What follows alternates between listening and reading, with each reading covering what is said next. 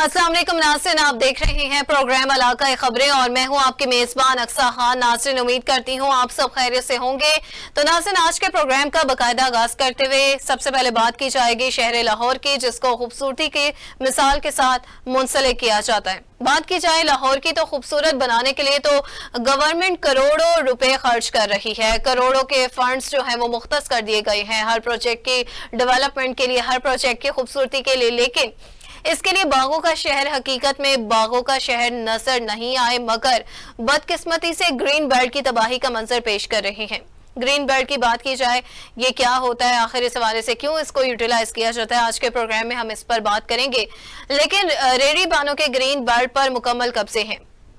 Ready बानों की बात की जाए, यानी कि तजावुजात माफिया के इस हवाले से बात करें तो वो शहर की खूबसूरती को मानन करने के लिए उन्होंने ग्रीन बेल्ट पर जो है अपने मुकम्मल तौर पर कब्जे जमा रखे हैं।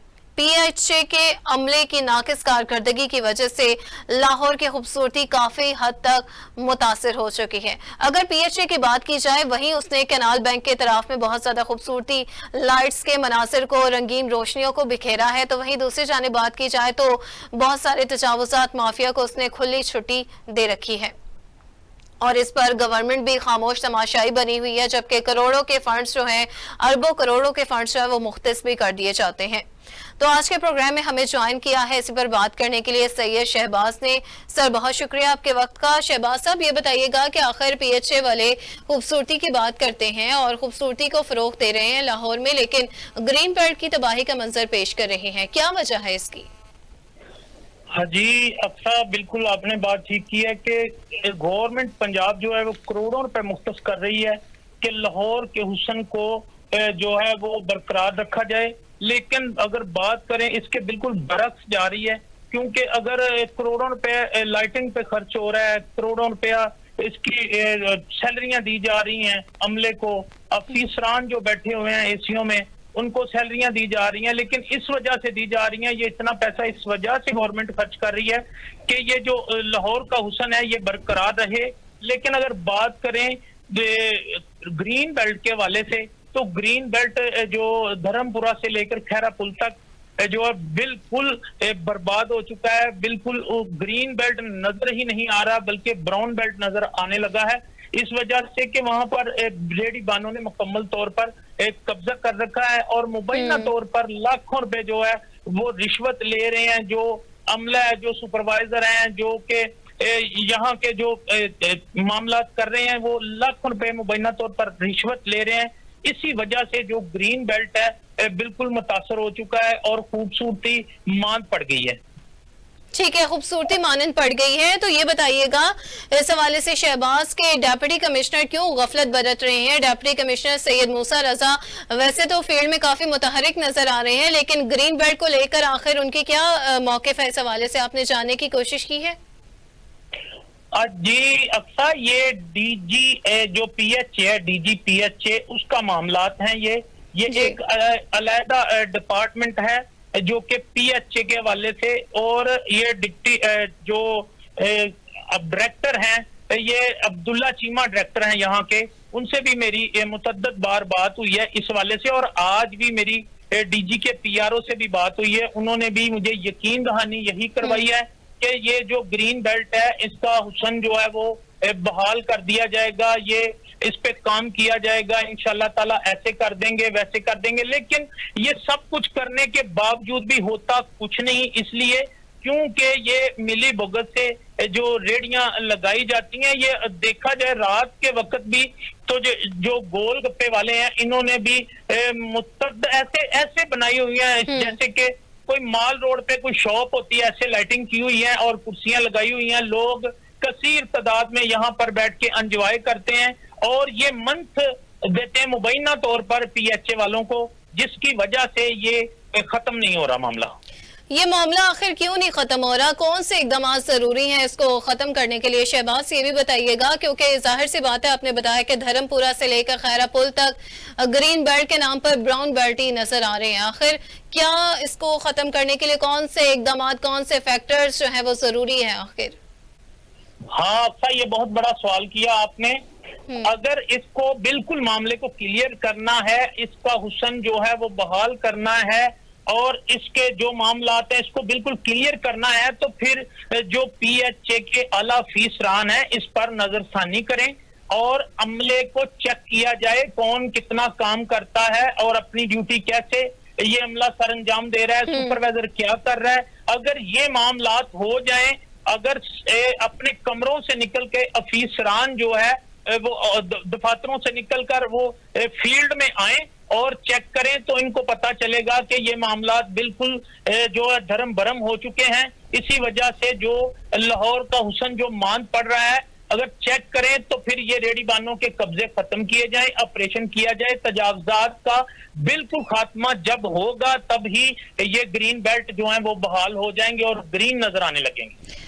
मुझे ये बताइएगा कि DGPHA अब्दुल्ला चीमा से आपने इस हवाले से मौकिफ लेने की कोशिश की है। शहबाज के आखिर ये कब तक जो है मामला खत्म होंगे, और जो रात के वक्त गोलगप्पे माफिया जो है उनके तजावुजात को जो है कब तक डिमोलिश किया जाएगा? क्या इस तरह से उनके रोजगार को इफेक्ट नहीं पड़ेगा?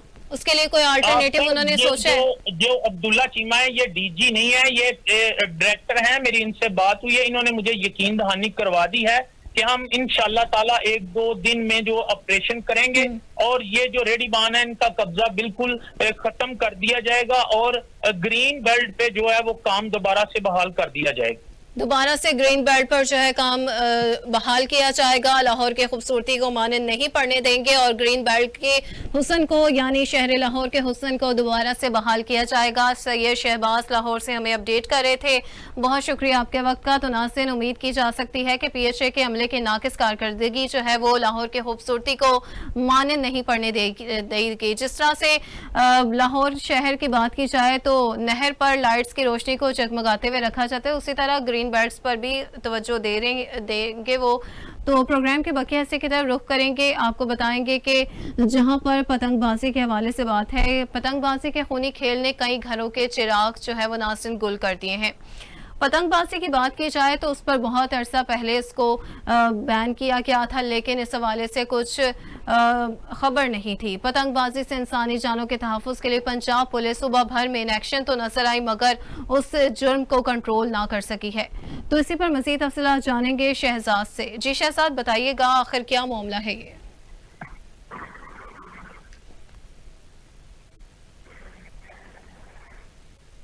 शहजाद, आपको आवाज आ रही है हमारी? जी जी बिल्कुल, अच्छा मुझे आवाज आ रही है। जी।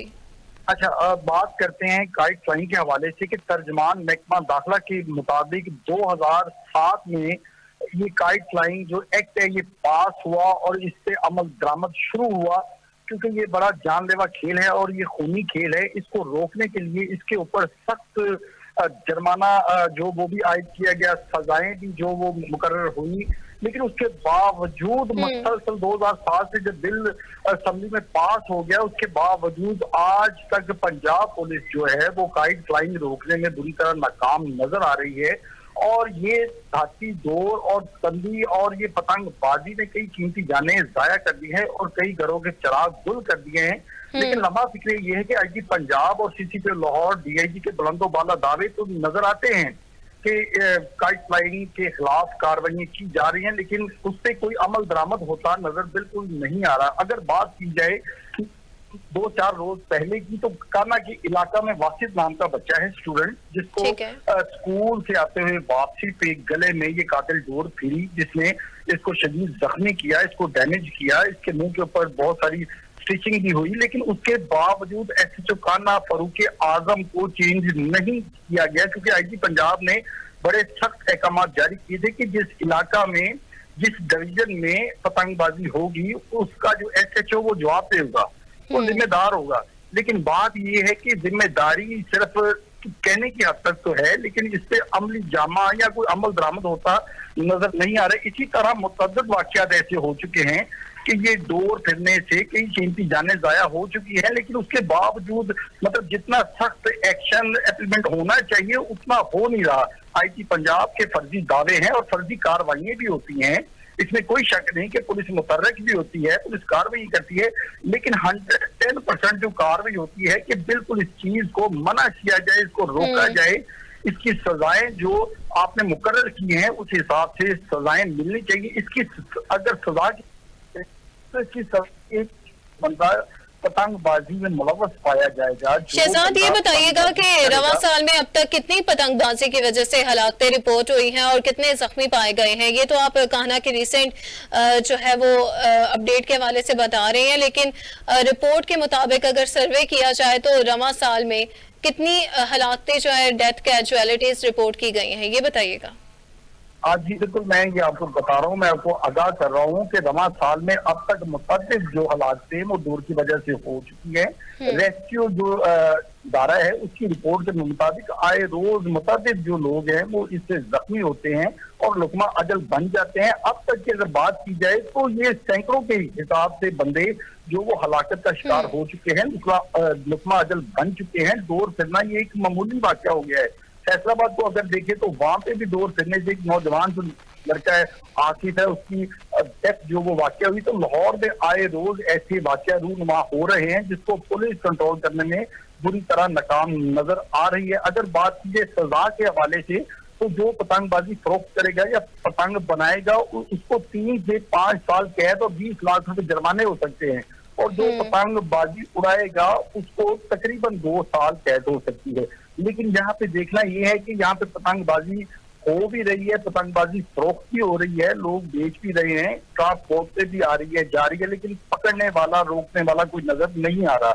इसी तरह जो अब तक के फिगर हैं वो रवा साल में अब तक तकरीबन 1187 जो मुलजमान है वो पंजाब पुलिस ने गिरफ्तार किए हैं और 1170 जो मुकदमात हैं काइट फ्लाइंग के खिलाफ दर्ज किए हैं। अब बात करने वाली ये है कि जितने मुलजमान पकड़े हैं, जितने मुकदमा दर्ज किए हैं, जब से असम्बली में बिल पास हो गए इस पे कंट्रोल होना चाहिए। इसकी रेशो कम होनी चाहिए थी, इसकी रेशो बहुत कम होनी चाहिए थी। लेकिन पूरे पंजाब में इस वक्त पुलिस के लिए जो सरदर्द बना है वो ये काइट फ्लाइंग का जो सीन है ये बिल्कुल सरदर्द बना है और इसको कंट्रोल करना भी मुश्किल हो चुका है। मुझे ये बताइएगा शहजाद कि आखिर पुलिस को इसके हवाले से कंट्रोल करने में किन मसाइल का सामना करना पड़ रहा है, जबकि 3 से 5 साल कैद भी है और जुर्माना भी है? फिर क्यों पुलिस इसको कंट्रोल करने में नाकाम है? आखिर कौन से ऐसे इकदाम में ओवरलैकिंग हो रही है? क्या इकदाम करने की जरूरत है पुलिस को? जी सब बहुत अच्छा आपने सवाल किया। असल बात यह है कि इंसानी जान के जो दुश्मन सपास अनासर हैं उनके खिलाफ तो घेरा तंग होना चाहिए। तो पुलिस एक बाख्तियार इदारा है, वो पकड़ सकती है, मुकदमा दर्ज कर सकती है और ये ड्रोन के जरिए ये मॉनिटरिंग भी कर रही है, ये देख भी रही है कि कौन बंदा किस इलाके में कोई पतंगबाजी हो रही है। लेकिन इसके बावजूद जो बासर लोग हैं, जो डीलर हैं, जो इसको बेच रहे हैं, जो इसको लाहौर में दाखिल कर रहे हैं, पंजाब में ये फरोख्त हो रही है काइट फ्लाइट की, ये सारे जो सिस्टम है इनको रोकना। असल बात यह है कि इनको रोकना चाहिए कि ये कैसे दाखिल हो रही है। पुलिस जो वो बाख्तियार है, पुलिस अगर इसको मॉनिटर अच्छे तरीके से करे, आईजी पंजाब इसको अच्छे तरीके से लीड करे। मरियम नवाज साहबा ने भी जो ना ये जो सारी चीजें नोटिस लिया है, लेकिन उसके बावजूद फर्जी नोटिस होते हैं, फर्जी मुकदमात होते हैं, फर्जी मुलजमान पकड़े जाते हैं, लेकिन इसको रोकना इनके बस की बात नहीं। पुलिस बिल्कुल कमजोर, बेबस और लाचार जो वो बन के रह गई है। पंजाब में पतंगबाजी खूनी खेल रोकना पुलिस के बस की बात नहीं रहा। फर्जी हद तक ये बातें करते हैं, लेकिन अमनी जामा जो वो इससे नहीं पहनाया जा रहा, जिसकी वजह से आए रोज कीमती जाने जाया होती हैं, जाने से आया हो रही है। शहजाद ये भी बताइएगा कि आखिर इस हवाले से काइट फ्लाई की बात की जाए तो खिलाफ वर्जी है और इलाके में पतंगबाजी होने पर मुतल्लिका SHO के खिलाफ क्या अहकाम जारी किए गए हैं? आखिर पुलिस के महकमे की जानिब से अगर SHO उसको कंट्रोल नहीं करता इलाके में पतंगबाजी को, क्या अहकाम है उसके हवाले से? इसके अहकाम जो आईजी पंजाब जो डॉक्टर उस्मान अनवर हैं, उन्होंने जो अहकाम जारी किए हैं वो बड़े स्ट्रिक्ट हैं, उनमें बिल्कुल किसी किस्म की रायत नहीं है। उन्होंने ये कहा है कि नोटिफिकेशन जारी किए हैं कि जिस इलाका में पतंगबाजी होगी उसका SHO फौरी अपनी ड्यूटी से हाथ धो के बैठेगा, वो बिल्कुल ड्यूटी नहीं करेगा और उसका जिम्मेदार भी ये होगा। अब वही बात मैंने की ना कि पिछले रोज थाना में ये वाकया पेश आया, लेकिन SHO की तब्दीली नहीं हुई, SHO मौतल नहीं हो सका। इसका मतलब ये है कि ये सिर्फ फर्जी दावे हैं आईजी साहब के भी और दीगर जो अफसर आने वाला है, इस पे एक्शन नहीं हो रहा, कोई चीज सामने मतलब फॉरवर्ड नहीं आ रही। ठीक है, इस हवाले से कोई एक्शन नहीं हो रहा, तो हम इस हवाले से अपील कर सकते हैं हुकूमत वक्त से कि इसको जल्द अज जल्द इस खूनी खेल को रोका जाए ताकि माओ के जो है वो चिराग गुल होने से बचा जा सके। Shahzad Ali Shah, chief crime reporter, हमें अपडेट कर रहे थे। तफसीलात से बहुत शुक्रिया आपके वक्त का। तो नाज़रीन, प्रोग्राम के बकिया हिस्से की तरफ रुख करेंगे। तो एक तरफ महकमा तहफ़्फ़ुज़ माहौलियात बेहतरी का दावेदार है, तो दूसरी जानिब इंडस्ट्रीज फजाई आलूदगी में पेश पेश है और अपना मनफी किरदार मुआशरे में अदा कर रही है, जिसके बायस नाज़रीन हवा के मेयार से सेहत को खतरा लाहक हो गया है। सनती खराज भी माहौल को सख्त मुतासिर कर रहा है। फैक्ट्रियों से निकलने वाले खतरनाक केमिकल पानी में जहरीले मादे पैदा कर रहे हैं और पानी में डिसीजेस कॉज करके माहौल को जो है वो आलूदा कर रहे हैं। साथ और साथ बात की जाए तो अपने एनवायरनमेंट को भी डिस्ट्रॉय कर रहे हैं। गाड़ियों के धुएं हैं और स्मोक ने भी शहरियों की जिंदगी को मुतासिर करके रखा हुआ है। हर तरफ जो है वो तहफ़्फ़ुज़ माहौलियात की बेहिसी ने बागों के शहर लाहौर को दुनिया में आलूदा तरीन शहरों की लिस्ट में शामिल कर दिया है। तो इसी पर प्रोग्राम में मजीद बात करने के लिए हमें ज्वाइन किया है सैयद माजिद अली ने। सर, बहुत शुक्रिया आपके वक्त का। सबसे पहले तो ये बताइएगा कि फजाई आलूदगी में लाहौर पेश पेश है, आखिर क्या वजह है, कब तक इसको इसी तरह से नंबर 1 पे रखा जाएगा? जी बिल्कुल, महकमा तहफ़्फ़ुज़ माहौलियात माहौल की बेहतरी के लिए बनाया गया था, लेकिन अफसोस के वक्त के साथ साथ करप्ट माफिया की तैनाती के बाद करप्शन परवान की गई कुछ सियासी मदाखलत का कारनामा सामने आया और कुछ रिश्वत का बाजार गर्म हुआ। महकमा तहफ़्फ़ुज़ माहौलियात ने इंडस्ट्री से निकलने वाले धुएं और जहर आलूद केमिकल पर कंट्रोल करना था, फजाई आलूदगी को कंट्रोल करके एयर क्वालिटी बेहतर करना था। महकमा तहफ़्फ़ुज़ माहौलियात की बात करें तो पंजाब गवर्नमेंट की जानिब से अरबों रुपए फंड्स के बावजूद कोई फायदा नहीं नजर आ रहा। अफसोस के अफसरान की बेहिसी इस कदर बढ़ चुकी है कि दुनिया भर से लाहौर आलूदा तरीन शहरों की लिस्ट में नंबर 1 पर आ चुका है, लेकिन कोई पूछने वाला नहीं। अरसा दराज से करप्शन का बाजार गर्म है। लाहौर की फजाई जहर आलूदगी की वजह से शहरी शदीद मुश्किलात का सामना है और जिंदगी मफलूज होकर रह गई है। जिसकी लाठी उसकी भैंस के मनाजर जेरे नजर है। एक तरफ वज़ीर आला पंजाब मरियम नवाज साहबा की जानिब से बेहतरी के दावे किए जा रहे हैं, तो दूसरी तरफ महकमा तहफ़्फ़ुज़ माहौलियात की जानिब से गुल खिलाया जा रहा है। लाहौर जो है वो दुनिया भर में नंबर 1 पर आ चुका है, जहर आलूदगी में नजर आ रहा है, कोई पूछने वाला नहीं। तो ये बताइएगा माजिद के महकमा तहफ़्फ़ुज़ात माहौलियात की नाअहली को किस तरह से दूर किया जा सकता है, कौन से फैक्टर जो है इसको ओवरकम कर सकते हैं? ये हमारी टेलीविजन स्क्रीन पर भी मुलाहिजा कर सकते हैं कि किस तरह से चिमनी से जो है वो धुआं निकल कर फजाई आलूदगी को कॉज कर रहा है। आखिर कौन से ऐसे फैक्टर हैं जो इसकी नाअहली को दूर कर सकते हैं? जी बिल्कुल, महकमा की कारकर्दगी को बेहतर करने के लिए करप्ट माफिया को निशानी इबरत बनाना वक्त की जरूरत है। अफसोस के साथ कहना पड़ता है कि लाहौर भर के तमाम टाउनों में तैनात तहफ़्फ़ुज़ माहौलियात के इंस्पेक्टरों की तैनातियों की बात करें तो अरसा दराज से इनका ही लाहौर में कब्जा है। इंक्वायरियां भी बार बार हुई, लेकिन अफसोस के इनके खिलाफ कोशिश नौयत की कोई भरपूर कार्रवाई अमल में ना आ सकी। इनकी तैनातियों ने गुल खिलाए। फैक्ट्रियों से महाना की बुनियाद पर भत्ते वसूल किए जाते हैं। जहर आलूद धुआं फैलाने वाली फैक्ट्रियों को तहफ़्फ़ुज़ फराहम किया जाता है। इन फैक्ट्रियों और कारखानों के खिलाफ कार्रवाई अमल में लाई जानी थी, लेकिन अफसोस के डील करके इनको छोड़ दिया जाता है। गुज़श्ता वर्ष भी बद अनवानों के खिलाफ महकमा स्पेशल ब्रांच की जानिब से स्पेशल रिपोर्ट को बनाया गया। इंस्पेक्टरों का इस रिपोर्ट में वाजिया किया गया कि कौन कौन से इंस्पेक्टर किन किन फैक्ट्रियों से किस नवैयत के भत्ते वसूल करते हैं। अफसोस के चीफ सेक्रेटरी के नोटिस पर डीजी तहफ़्फ़ुज़ माहौलियात की जानिब से रिपोर्ट को गोल कर दिया गया। इतनी देर तक लाहौर की एयर क्वालिटी बेहतर नहीं हो सकी जितनी देर तक करप्ट माफिया को निशानी इबरत न बनाया गया। दुनिया भर में लाहौर आलूदा शहरों की लिस्ट में नुमाया नंबर पर आने के बाद भी डीजी माहौलियात से लेकर नीचे तक अमला के खिलाफ कोई कार्रवाई अमल में नहीं आई। ये बताइएगा कि आखिर फैक्ट्रियों से निकलने वाले जहर आलूद धुएं हैं और इसके हवाले से अगर बात की जाए तो ये केमिकल होता है और इसको जब वेस्ट किया जाए तो ये दरियाओं में ओशियंस और इसके अलावा सी लेवल पर भी जाकर आबी जानवरों को आबी परिंदों को भी जो है इफेक्ट कर रहा है, मैरीन लाइफ डिस्टर्ब हो रही है। तो इस तरह से क्या इफेक्ट पड़ेगा और इस पर हुकूमत वक्त कोई नोटिस क्यों नहीं ले रही? जी बिल्कुल, अगर ये इंस्पेक्टरों की बात करें तो उनकी जानिब से करप्शन अरूज पर है। मौजूदा फैक्ट्रियों और कारखानों से माना भत्ते वसूल किए जाते हैं। इस वजह से ही डोमेस्टिक इलाका जहाज में कमर्शियलाइज सरगर्मियां देखने को मिलती हैं। अगर बात करें भट्टों की तो गैर मियारी ईंधन भी इस्तेमाल किया जा रहा है। जहर आलूद धुएं के बाइस अफसोस से कहना पड़ता है कि लाहौर इस नरगे में आ चुका है। इंस्पेक्टरों के खिलाफ कार्रवाई नहीं की जाती और पाकिस्तान के अलावा अगर दीगर ममालिक में ऐसा होता तो मुतलका अफसरान को निशाने इबरत बनाया जाता।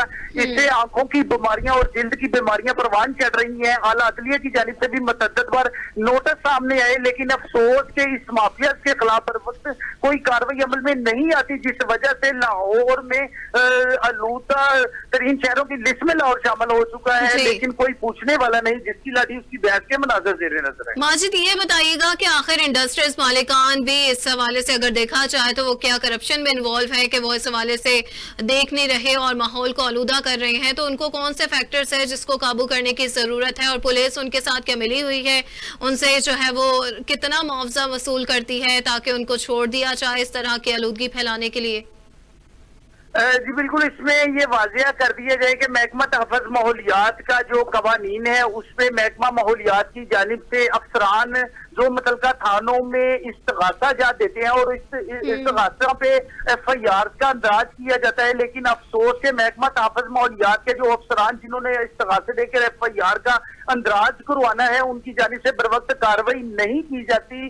गुज़श्ता बरस ऐलान किया गया था आला अदलिया के नोटिस के बाद के इन फैक्ट्रियों में ऐसे आलात नस्ब किए जाएंगे जो कि माहौलियाती आलूदगी को कंट्रोल करने में मददगार साबित होंगे, लेकिन अफसोस के जिन फैक्ट्रियों और कारखानों में ये आलात निस्ब किए गए, सब्सक्राइबर निस्ब भी किए गए, उनके खिलाफ भी भत्ता ना देने की बर्दाश्त में कार्रवाई की गई। अगर इंतजामिया से रिलेटेड अफसरान का किबला दुरुस्त हो तो भी निजाम में बेहतरी आ सकेगी। इसमें मुतलका जो अदारे हैं जब 144 नाफिज करते हैं तो मुतलका पुलिस भी कार्रवाई अमल में ला सकती है। जब मुतलका पुलिस के अफसरान भी इनसे भत्ता वसूल करेंगे तो करप्शन पे कंट्रोल कैसे होगा? बिल्कुल, करप्शन पे किस तरह से कंट्रोल होगा और इसी तरह से रिश्वत का बाजार भी गर्म है। माजिद, एक आखिरी सवाल आपसे ये करना चाहूंगी कि जिस तरह से अक्टूबर का मंथ गुजर रहा है और साथ साथ स्मोक की बात की जाए तो स्मोक पड़ने पर भी इजाफा हो रहा है। स्मोक की रोकथाम के लिए ईंटों के भट्टों को किस तरह से मालिकान को नोटिस जारी किए जाएंगे? आखिर देखा जाता है कि वक्ती तौर पर उनको बंद कर दिया जाता है और कुछ टाइम बाद फिर से वो ओपनली जो है वो कारखाने चल रहे होते हैं। आखिर ऐसा क्यों है? हुकूमत वक्त इसको सीरियस क्यों नहीं ले रही? जी बिल्कुल, मुतलका जो वजीर आला पंजाब मरियम नवाज साहबा है उनकी जानिब से भी वाजिया नोटिस है कि स्मोक को हर हाल में कंट्रोल किया जाएगा। अगर आला अदलिया की बात करें तो हाई कोर्ट में भी एक शहरी की जानिब से 2018 से एक पिटीशन दायर की गई थी जिसमें तमाम तर मुहरकात बताए गए थे।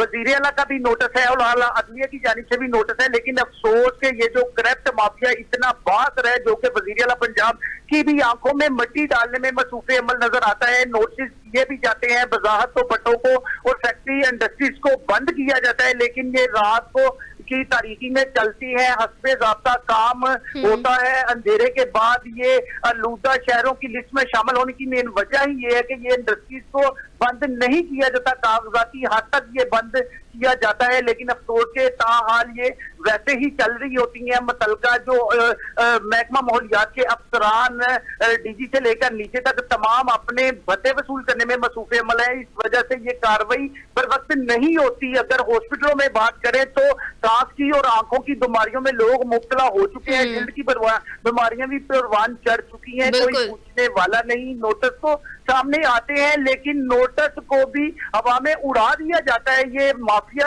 इतना करप्ट और बासर माफिया है जिसके बगैर ये वजारतें नहीं चलती। ये माफिया का राज है जो कि मुतलका वजीर आला पंजाब और आला अदलिया की भी आंखों में मट्टी डालने में मसरूफ़ अमल नजर आता है। जी ठीक है, माजिद अली शाह लाहौर से हमें अपडेट कर रहे थे, बहुत शुक्रिया आपके वक्त का। तो नाज़रीन, जैसा कि फजाई आलूदगी के एतबार से लाहौर सरे फहरिस्त है, उम्मीद की जा सकती है कि फैक्ट्री मालिकान जो है वो इस हवाले से नोटिस लेते हुए उसको उस पर खबर रखते हुए जो है इस तरह की हरकतों से बाज आए और इस हवाले से कुछ इकदाम करें ताकि जो है माहौल को आलूदा होने से बचाया जा सके और स्मोक की पेश नज़र उसको भी रोकथाम के लिए उसको कंट्रोल किया जा सके ताकि लोग भी बीमारियों से दूर रह सके। तो नाज़रीन, प्रोग्राम के बकिया हिस्से की तरफ अब रुख करते हुए आपको बात करते हुए बताएं कि लेडी वेलिंगटन हॉस्पिटल का नाज़रीन जहां पर deputy medical superintendent doctor Shehroz Hassan Khan का रिश्वत लेने का इंकशाफ मंजर यहाँ पर आया है। बात की जाए नाज़रीन तो specialised health care and medical education department की जानिब से नोटिफिकेशन भी जारी कर दिया गया है। ये मनाजिर आप अपनी टेलीविजन स्क्रीन पर भी मुलाहिजा कर सकते हैं कि किस तरह से नोटिफिकेशन भी इस हवाले से मंजर आम पर मौजूद है कि करप्शन का बाजार यहाँ पर गर्म है। और इसके अलावा ये बात की जाए तो डिपार्टमेंट की जानिब से नोटिफिकेशन भी आप अपनी टीवी स्क्रीन पर मुलाहिजा कर सकते हैं। और नोटिफिकेशन के मुताबिक लाहौर डिवीजन से इंस्पेक्शन टीम में डॉक्टर शहरोज हसन को शामिल तफ्तीश किया गया था और डॉक्टर शहरोज हसन को आप इस हवाले से टेलीविजन स्क्रीन पर भी उनको मुलाहिजा कर सकते हैं। तो इसी पर मज़ीद तफसीलात के लिए हमें ज्वाइन किया सैयद मोहसिन रजा साहब ने। सर बहुत शुक्रिया आपके वक्त का। बताइएगा लेडी वेलिंगटन अस्पताल में इस हवाले से रिश्वत का बाजार गर्म है और इंकशाफ हुआ है, क्या कहेंगे इस हवाले से? जी बिल्कुल, अगर मैं इस स्टोरी की थोड़ा सा सियाको सबाक के वाले से बात करते चलूं तो 6 मई 2024 को नोटिफिकेशन जारी किया गया था एसएचसी एंड एमईडी की जानिब से, मेडिकल एजुकेशन डिपार्टमेंट की जानिब से। तो कॉम्पिटेंट अथॉरिटी ने नोटिफिकेशन जारी किया था कि जो पंजाब की 9 डिवीजन हैं, अगर थोड़ा सा तफसीलन बताता चलूं तो जिनमें बहावलपुर डिवीजन शामिल थी, Dera Ghazi Khan, Lahore division, Faisalabad division, Sahiwal division, Rawalpindi और दीगर जो डिवीजन है पंजाब की वो शामिल थी। तो कहा गया था नोटिफिकेशन में कि जो इंस्पेक्शन टीम है हर डिवीजन की अपने अपने डिवीजन में जो ऐसे इंस्टीट्यूशंस है जहाँ पे टीचिंग करवाई जाती है, या फिर फॉर एग्जांपल पैरामेडिकल कॉलेज है या नर्सिंग कॉलेज है जहाँ पे डिप्लोमास करवाए जाते हैं, वहां पे जाके हेल्थ की फैसिलिटीज को चेक किया जाए, सेहत की सहूलियात को चेक किया जाए और जो भी वायलेशन हो उसे पोर्टल के ऊपर अपलोड किया जाए।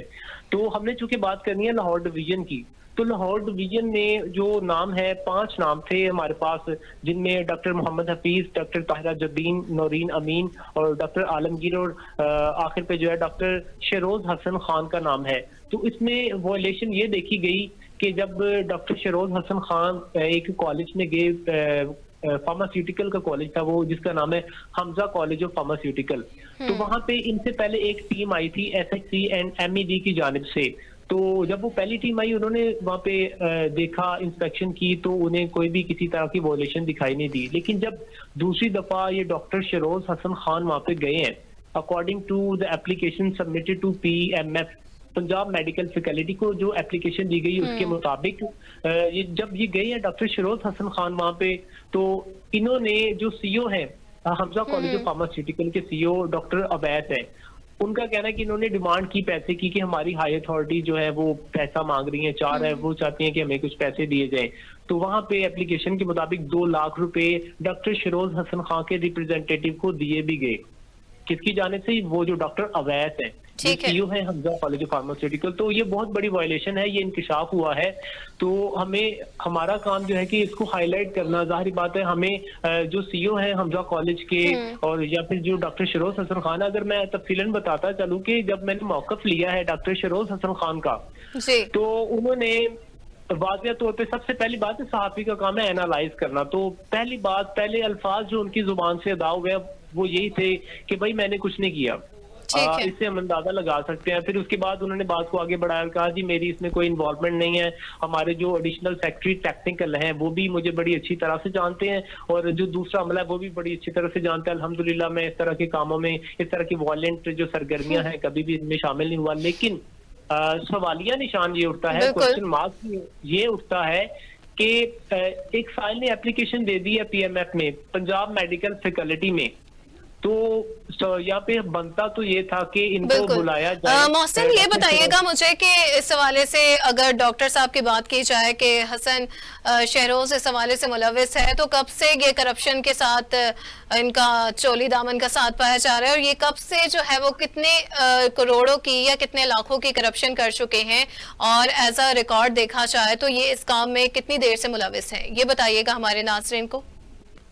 जी बिल्कुल, अभी जो मेन स्टोरी हमारे सामने आई है, जो मेन इनकी वॉयलेशन सामने आई है, जो मालूमात हम तक पहुंची है उसके मुताबिक ये है कि 2 लाख रुपए इनके रिप्रेजेंटेटिव ने लिए हैं। इनके जो नुमाइंदा था एप्लीकेशन में बाकायदा तौर पे लिखा गया कि 2 लाख रुपए हमने दिए भी हैं। अभी देखें ना, सवालिया निशान ये उठ रहा है कि जब मौकफ लिया तो उन्होंने कहा जी मैं वहां पे गया ही नहीं, पीएमएफ में पंजाब मेडिकल फैकल्टी में मैं गया ही नहीं। अगर मैं मुलव्वस होता तो मैं फेस करता, लेकिन सवालिया निशान ये उठता है मुलव्वस हो या ना हो वहां पे जाके फेस तो करना पड़ता है ना। साहिल ने एप्लीकेशन दी है पंजाब मेडिकल फैकल्टी में कि मुझसे 2 लाख रुपए लिए, लेकिन मौसूफ कह रहे हैं, डॉक्टर शरोज हसन खान साहब कह रहे हैं कि मैं वहां पे गया ही नहीं, मुझे जरूरत ही नहीं थी। तो सवालिया निशान ये है कि क्या पीएमएफ को नहीं याद था, पीएमएफ का हक नहीं बनता, पीएमएफ क्यों खामोश है? पीएमएफ का हक था कि डॉक्टर शरोज हसन खान साहब को बुलाती, वहां पे इनसे पूछती कि आपने 2 लाख रुपए लिए या नहीं लिए। ठीक है मोहसिन, ये बताइएगा कि पीएमएफ की जानिब से आखिर खामोशी और गफलत क्यों बढ़ती जा रही है? क्या पीएमएफ भी इस हवाले से कुछ इन्वॉल्वमेंट रखती है? बिल्कुल, जो तजजिया हम कर रहे हैं इसके मुताबिक तो पीएमएफ की खामोशी बनती नहीं है। पीएमएफ का खामोश होना इस बात की दलील है कि वो फजूल तौर पे बेजा वो साइड दे रहे हैं या फिर डॉक्टर शरोज हसन खान को सेव करने की कोशिश कर रहे हैं। बनता तो यही था कि जब एप्लीकेशन गई है, सबमिट हुई है, तो उस पर इनको बुलाया जाना चाहिए था। जबकि मौकफ लेने पर डॉक्टर शरोज हसन खान साहब कह रहे हैं कि मैं वहां पे गया ही नहीं, मुझे पता है मैं वहां पे क्यों जाऊं, मेरी इन्वॉल्वमेंट ही नहीं है। एप्लीकेशन जब जाती है तो वहां पे जाना बनता है, अपने दलाइल देने पड़ते हैं। ठीक है। सैयद मोहसिन रसा लाहौर से अपडेट कर रहे थे। बिल्कुल, आपकी बात का बहुत शुक्रिया।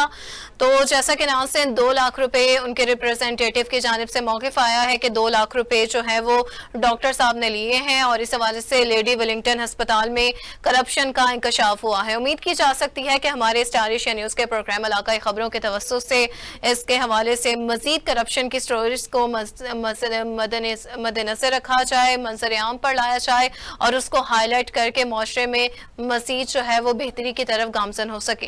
तो प्रोग्राम के बकिया हिस्से की तरफ मगर बढ़ेंगे, लेकिन यहाँ वक्त हुआ है एक ब्रेक का। वेलकम बैक नाज़रीन। ब्रेक पर जाने से पहले डिफरेंट इश्यूज पर बात की जा रही थी, तो बकिया हिस्से की तरफ रुख करते हुए आपको बताएं कि फैसलाबाद के मुतादिद इलाकों में साइजिंग मालिकान ने कब्जा कर रखा है। अगर बात की जाए साइजिंग मालिकान की, तो बड़े बड़े बॉयलर्स किसी भी वक्त बड़े हादसे का सबब बन सकते हैं, मगर इंतजामिया खामोश तमाशाई का किरदार अदा करने में मसरूफ अमल है। ये साइजिंग और के हवाले से बात की जाए तो ये जहरीला पानी इसमें मौजूद होता है, बड़े बड़े बॉयलर्स हैं और ये मनासिर आप अपनी टेलीविजन स्क्रीन पर भी मुलाहिजा कर सकते हैं कि किस तरह से उनको खुलेआम छोड़ दिया गया है। किसी भी वक्त जानी नुकसान का ये अंदेशा साबित हो सकते हैं। जहरीले पानी से गली मोहल्लों से गुजरना भी नासिर महाल हो गया है। बार बार कंप्लेन करने के बावजूद महकमा माहौलियात का अमला खामोश है, साइजिंग मालिकान के खिलाफ कार्रवाई करने से इनकारी है। शहरियों ने इस हवाले से हुकूमत वक्त से नोटिस लेने का भी मुतालबा दायर किया हुआ है। इसी पर मज़ीद तफसीलात जानने के लिए हमें ज्वाइन किया है ब्यूरो चीफ फैसलाबाद राना फैसल ने। सर, बहुत शुक्रिया आपके वक्त का। ये बताइएगा, साइजिंग के हवाले से बात की जाए, बड़े बड़े बॉयलर्स मंजर आम पर है, ये टेलीविजन स्क्रीन पर भी मुलाहिजा कर सकते हैं, किस तरह से उनको खुलेआम छोड़ दिया गया है, आखिर क्या वजह है? जी, फैसलाबाद पाकिस्तान का तीसरा बड़ा शहर है और सनती के हवाले से सबसे पहले नंबर पर आता है और पाकिस्तान का मानचेस्टर कहलाता है। लेकिन अगर बात माहौलियात आलूदगी गंदगी पर की जाए तो इसकी मिसाल कहीं नहीं मिलती। करोड़ों रुपए लागत से बनाए गए रोड, गलियां, पार्क सब आलूदगी केमिकल मिले खड़े पानी ने इनको बेबसी का आलम बना दिया और इसके साथ साथ डाइंग और मिलों की चिमनियों से निकलता हुआ जानलेवा धुआं सांस की बीमारियों को दावत देता है। ये सारा क्रेडिट महकमा माहौलियात को जाता है जो ख्वाब खरगोश की गहरी नींद सोए हुए हैं। फैसलाबाद के इलाके जिनमें डगरावा रोड, मकबूल रोड, समंदरी रोड और दीगर रोड इस वबा में शामिल है। अगर बात की जाए महकमा माहौलियात की तो ये सब इनसे मिले हुए हैं। इन्हीं की मिली भगत से डिप्टी डायरेक्टर और इंस्पेक्टर साहिबान करोड़ों रुपए के मालिक बने हुए हैं। ये रोजाना की बुनियाद पर अपनी जेमें गर्म करने में मसरूफ अमल हैं। जब भी कभी इनके खिलाफ एक्शन लेने का कहा जाता है तो ये महकमा माहौलियात का पूरा अमला ऑफिसर से लेकर नीचे अमले तक कोई कार्रवाई नहीं करता, बल्कि अपनी मंथली को बरकरार रखने के लिए एडवांस इत्तला देने में फैसल, ये बताइएगा कि आखिर ये बॉयलर्स को सरेआम रखा जाता है तो ये इस हवाले से इसमें जहरीला पानी मौजूद होता है जो कि गली मोहल्लों को जो है वो डिस्ट्रॉय कर रहा है, उसके माहौल को जो है स्पॉइल कर रहा है। तो बताइएगा इस हवाले से कौन सी बीमारियां जो है वो जन्म लेती हैं, ये बताइएगा। जी बिल्कुल, सबसे अहम बात इनके इलाके गंदगी और पानी में डूबे होने के साथ साथ हर तरह की बीमारियों से मुब्तला हो रहे हैं। सबसे पहले तो गंदगी, गंदे पानी की वजह से, जहरीले पानी की वजह से सांस लेना दुश्वार हो गया है। इनकी बदौलत यहाँ पर डेंगू मच्छर और दूसरे जरासीम की अफजाइश हो रही है। जबकि अहले इलाका मुकीम ने वजीर आला पंजाब और दीगर आला काम से मुतालबा किया है कि महकमा माहौलियात को करप्शन से पाक किया जाए ताकि अफसरान अपनी ड्यूटी को फर्ज समझते हुए निभाएं, तो ये इलाके गंदगी और बीमारियों से पाक हो सके और अहले इलाका सुकून की सांस ले सके। ठीक है। फैसल, ये भी बताइएगा कि महकमे माहौलियात की जानिब से आखिर क्यों खामोशी बढ़ती जा रही है? आखिर क्या वो सिर्फ बंद कमरों तक या फोटो सेशन की हद तक महदूद होकर रह गए सब अच्छे की रिपोर्ट देने के लिए? आखिर उनके अफसरान सिर्फ क्या ठंडे एसी में बैठकर जो है वो हुक्मरानी कर रहे हैं? क्या वजह है आखिर?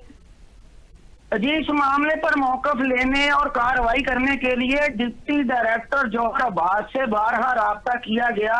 डिप्टी डायरेक्टर जौहर अब्बास ने कई बार कार्रवाई की यकीन दहानी करवाई, मगर आज तक इस मामले पर डायरेक्टर जौहर अब्बास और मुतलका इंस्पेक्टर जिनमें अकरम, इम्तियाज, खालिद, मजहर और सदीक, जो कि रातों रात रिश्वत और करप्शन के पैसों से करोड़ों रुपए कमाकर अमीर होना चाहते हैं, ताहार किसी किस्म की कोई कार्रवाई अमल में नहीं ला सके। जी ठीक है, किसी भी किस्म की कोई कार्रवाई अमल में नहीं ला सके। रिश्वत का बाजार इस हवाले से सरगर्म है। राना फैसल फैसलाबाद से हमें अपडेट कर रहे थे, बहुत शुक्रिया नासिन आपके वक्त का। तो नासिन, जैसा कि इस हवाले से बात की जाए, बड़े बड़े बॉयलर्स लगे हुए हैं, किसी भी जानी और माली नुकसान का अंदेशा साबित हो सकता है। तो कराची के इलाके थाना पाकिस्तान बाजार की हदूद में सरेआम गुटखा की फरोख्त का सिलसिला जारी है। जराये के मुताबिक हामिद कैंसर नामी शख्स अरसा दराज से इलाके में गुटखा फरोख्त कर रहा है और हामिद के खिलाफ 5 मुकदमात भी दर्ज है, मगर वो पुलिस की गिरफ्त से ताहाल आजाद है। ये मनाजिर आप अपनी टेलीविजन स्क्रीन पर भी मुलाहिजा कर सकते हैं कि नाज़िन किस तरह से गुटखा जो है वो सरेआम फरोख्त कर रहा है और पुलिस की गिरफ्त से भी आजाद है। बिल्कुल अहले इलाका का नाज़िन इस हवाले से कहना है कि नौजवान नस्ल को इस लानत से महफूज रखने के लिए ऐसे लोगों की सरकूबी जरूरी है। तो मज़ीद तफसीलात जानने के लिए हमें ज्वाइन किया है नुमाइंदा star Asia news Asad Solangi ने। असद साहब, ये बताइएगा, बहुत शुक्रिया आपके वक्त का। पहले तो कि आखिर इस हवाले से सरेआम जो है वो कैंसर का सामान फरोख्त किया जा रहा है, गुटखा माविया के बारे में बात की जाए, आखिर किन इकदाम के तहत इसको कंट्रोल किया जा सकता है? देखें, कुछ दिनों से एक ट्रेड चल रहा है मंशियात को बंद करने की, जिसमें आईजी सिंध ने भी सबसे नोटिस लिया हुआ है और एसएसपी ने भी सख्ती से नोटिस लिया हुआ है कि हर जगह मंशियात बंद होना चाहिए। लेकिन ये हामिद नामी शख्स जो थाना पाकिस्तान बाजार में रहता है, ये एक आवाम को कैंसर की पुड़िया बेचने में सरेआम मशहूर है। लेकिन अफसोस इस बात का है कि वहाँ के इदारे, वहाँ के SHO, वहाँ का अमला क्या कर रहा है, जो एक बंदा घर में बैठ के सरेआम मावे की पुड़ियां दिखा रहा है कि देखो मैं बेच रहा हूँ, जिसको जो करना है कर ले। जी ठीक है, वो सरेआम जो है वो कैंसर नुमा गुटके को जो है वो फरोख्त कर रहा है। असद साहब, ये बताइएगा कि इस हवाले से अगर बात की जाए तो कितने अरसे से ये खरीदो फरोख्त में मुलविस है, सरेआम गुटखा जो है वो फरोख्त कर रहा है, कहाँ से इसके पास ये माल आता है और किस तरह से सप्लाई होता है, और ये कब से जो है इस काम में मुलविस है, ये बताइएगा। देखिए, ये पहले जौहर मोड़ पे रहता था, जो चौरंगी पे और गली नंबर 5 में पहले वहाँ सरेआम बेचता था।